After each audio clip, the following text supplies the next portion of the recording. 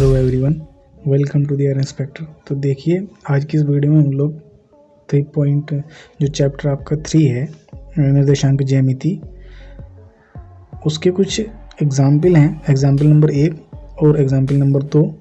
तो हम कोशिश करेंगे इन दोनों को इस वीडियो में कवर कर पाएँ। ठीक है, ये पहला वाला जो एग्जाम्पल दिया है ये आप लोगों के सामने यहाँ पे दिख रहा होगा स्क्रीन पर। ये कुछ इस तरह से है कि कह रहे हैं नीचे दी गई आकृति 3.11 यानी जो ये दिया है डायग्राम हमें, ठीक है। तो इसमें क्या करना है, इसको देखकर निम्नलिखित कथनों को पूरा कीजिए। आपको ये बताना है बिंदु बी का भुज और कोटि क्या है, ठीक है, और बी के निर्देशांक क्या है, एम के एक्स निर्देशांक और वाई निर्देशांक क्या है, और इस तरह एम के निर्देशांक क्या हो जाते हैं, बिंदु एल के निर्देशांक, वाई के निर्देशांक, और इस प्रकार इस बिंदु के निर्देशांक क्या हो जाते हैं, बिंदु एस के एक्स के निर्देशांक और वाई के निर्देशांक क्या हैं, और इस तरह एक्स के निर्देशांक क्या हो जाते हैं। तो ये हमें इसमें बताना है, ठीक है। तो चलिए बताते हैं फिर इसको। अब ध्यान से देखिए कैसे बताते हैं, ठीक है। तो कैसे बताते हैं ये बहुत ज़रूरी है, ठीक है। तो हम पहले भी बता चुके हैं आप लोगों को कि किसी बिंदु के जो निर्देशांक होते हैं वो दो चीज़ों से बनते हैं, ठीक है। किसी बिंदु के निर्देशांक दो चीज़ों से बनते हैं।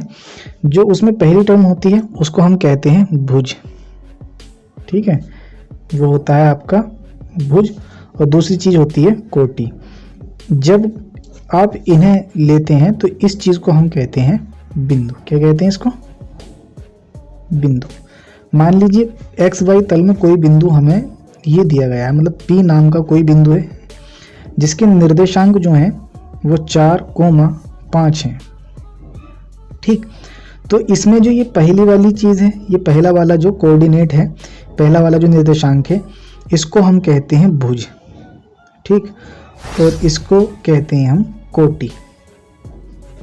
तो ये भुज है और ये कोटि, ठीक है। तो इसी तरह से हमें इस डायग्राम में बताना है कि बी के जो निर्देशांक हैं वो क्या क्या हैं, एम के निर्देशांक, एल के निर्देशांक, एस के निर्देशांक क्या हैं। तो इसके लिए चलिए मैंने एक टेबल बना ली है, मैं इसकी हेल्प से आपको बताता हूँ, ठीक है। देखिए सबसे पहले लिखा है बिंदु बी। तो बिंदु बी के निर्देशांक क्या होंगे? बिंदु बी का जो एक्स का निर्देशांक है, मतलब एक्स पे चली गई जो दूरी होगी वो एक्स का निर्देशांक होगा। जैसे यहाँ पर 1 2 3 4, तो ये एक्स पर चली गई है, ठीक है, ये एक्स पे चली गई है। तो बिंदु एक्स का निर्देशांक है यहाँ पर 4, ठीक है। अब आप देखिए बिंदु बी के लिए 1 2 3 4, सॉरी 1 2 3, जो बिंदु बी का वाई निर्देशांक है यानी वो कितना है? 3 है। कितना है? 3 है, ठीक है। अगर आप पूछें इसमें मतलब इसमें भुज क्या है, इस बिंदु में भुज क्या है, तो ध्यान दीजिए भुज जो है वो 4 है, ठीक है, और कोटि कितना है? कोटि आपका 3। तो इस प्रकार ये बन जाते हैं बिंदु के निर्देशांक, ठीक है। बिंदु बी के निर्देशांक 4,3 है, ठीक। आई होप आपको समझ में आ रहा होगा, ठीक है। तो यहाँ पर क्या लिखेंगे हम? इसमें लिखेंगे बी का भुज और कोटि, मतलब भुज की जगह पे हमें 4 लिखना है, कोटि की जगह पर 3 लिखना है, और बी के जो निर्देशांक हो जाएंगे वो 4,3 हो जाएंगे, जैसा आप यहाँ पे देख पा रहे हो, ठीक है। क्योंकि भुज और कोटि क्या किसका निर्माण करते हैं? भुज और कोटि बनाते हैं बिंदु। क्या बनाते हैं? बिंदु। तो ये हो गया, ठीक है। अब देखिए अगला है एम। तो एम के जो क्या है, देखिए एम का एक्स निर्देशांक कितना होगा? एक्स अक्ष पर चली गई दूरी। तो 1 2 3, ये एक्स अक्ष पर चली गई दूरी कितनी है? -3 है, तो यहाँ -3 लिख लिया। यहाँ पर अब देखिए एम के लिए वाई अक्ष पर चली गई दूरी कितनी है? 1 2 3 4, तो यहाँ कितना है? 4। मतलब एम के निर्देशांक जो हैं वो कितने हो जाएंगे? -3,4। ये इसका एक्स निर्देशांक है, ये वाई निर्देशांक है, और इसको हम क्या कहते हैं? भुज कहते हैं, इसको हम कोटि कहते हैं। इस तरह से -3,4 किसके निर्देशांक हो जाते हैं? एम के, ठीक है। तो ये एम के निर्देशांक हो गए। आगे देखिए एल का निर्देशांक, एल, और ये बात का ध्यान रखिएगा कि एक्स निर्देशांक पर चली गई दूरी हम पहले लिखते हैं, वाई निर्देशांक, वाई अक्ष पर चली गई दूरी हम बाद में लिखते हैं, ठीक है। एक बार और रिपीट कर रहा हूँ मैं, इस बात को समझ लीजिएगा। एक्स अक्ष पर चली गई दूरी चाहे वो धनात्मक दिशा में हो या ऋणात्मक दिशा में हो, उसे पहले लिखा जाता है, और जो वाई अक्ष पर चली गई दूरी होती है, चाहे वो धनात्मक दिशा में हो या ऋणात्मक दिशा में हो, उसको बाद में लिखा जाता है। ठीक है, तो इस बात का आप लोग ध्यान रखेंगे। ठीक है, ये कोमा लगा रहा हूँ मैं। ठीक, अब एल के निर्देशांक क्या हो जाएंगे, देखिए एक्स अक्ष पर चली गई दूरी, जैसे मैंने बोला भी कि एक्स अक्ष पर चली गई दूरी को हम पहले लिखते हैं। तो एक्स अक्ष पर एल के लिए चली गई दूरी की 1 2 3 4 5, यहाँ पर आ गया -5। और वाई अक्ष पर चली गई दूरी 1 2 3 4, ठीक है 4 ही है, वो भी -4 क्योंकि दोनों ऋणात्मक है ना, इधर भी ऋणात्मक है इधर भी ऋणात्मक है। तो इस तरह से एल के निर्देशांक मतलब एल की जो भुज आ गई आपकी वो आ जाती है -4 और -5 सॉरी। ठीक है, और जो आपका कोटि है वो आ जाता है -4। तो ये आपके इस बिंदु के निर्देशांक हो जाते हैं। ठीक, आगे बिंदु एस के निर्देशांक आप ध्यान देंगे तो देखिए एक्स पर चली गई दूरी है 4, ठीक है, और वाई अक्ष पर चली गई दूरी है -4, ठीक है, यहाँ पर हो गया -4। इस तरह इस बिंदु के निर्देशांक हो गए 4, -4। तो इन्हें यहाँ पर लिख लिया जाएगा। ठीक है, यहाँ पे लिखा हुआ अभी हमने एक्स निर्देशांक। ठीक है, एक्स निर्देशांक क्या है, तो आई होप कि आपको समझ में आ रहा होगा और काफ़ी सिंपल है, मुश्किल नहीं है। ठीक है, चलिए अगला क्वेश्चन देखते हैं। आगे इस क्वेश्चन में देखें, यहाँ पर कह रहे हैं कि आकृति 3.12 में अक्षों पर अंकित बिंदुओं के निर्देशांक लिखिए।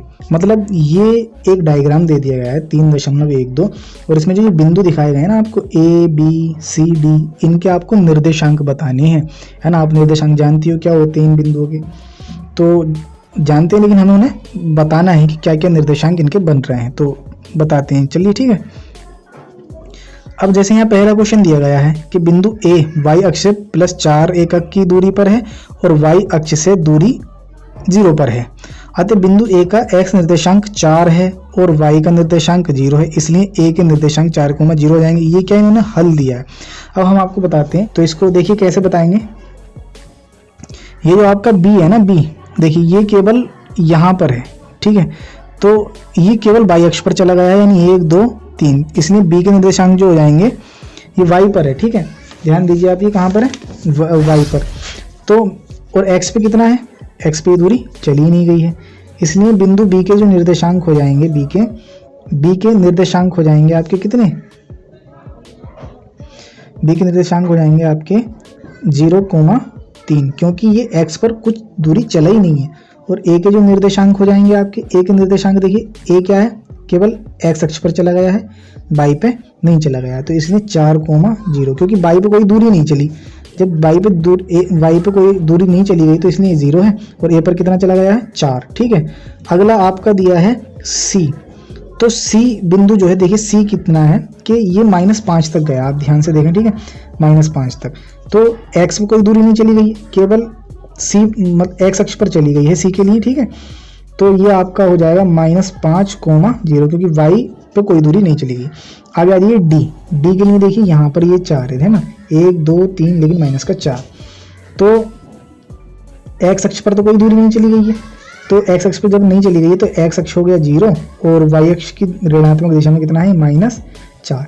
इस तरह से ए बी सी और ये D, A B C D के ये आ गए आपके निर्देशांक। ठीक है, एक अगला भी इन्होंने पूछा है ई देखिए, ई ये है, ये ई बता दिया इन्होंने, ई कितना है, 2/3 है। ठीक है, 2/3, तो ई के निर्देशांक कितने हो जाएंगे, ई देखिए, ई के निर्देशांक ये हो जाएंगे, क्योंकि ई जो है केवल एक्स अक्ष पर चला गया है, वाई पे चला नहीं है, तो एक्स अक्ष का निर्देशांक 2/3 और वाई अक्ष का निर्देशांक 0, क्योंकि ये वाई अक्ष पर चला ही नहीं गया, इसलिए ये इन सब के निर्देशांक हो गए। ठीक है, आई होप कि आपको समझ में आया हो। ठीक है, तो आज के लिए इतना ही। ठीक है, मिलते हैं आपसे अगली वीडियो में, तब तक के लिए टेक केयर।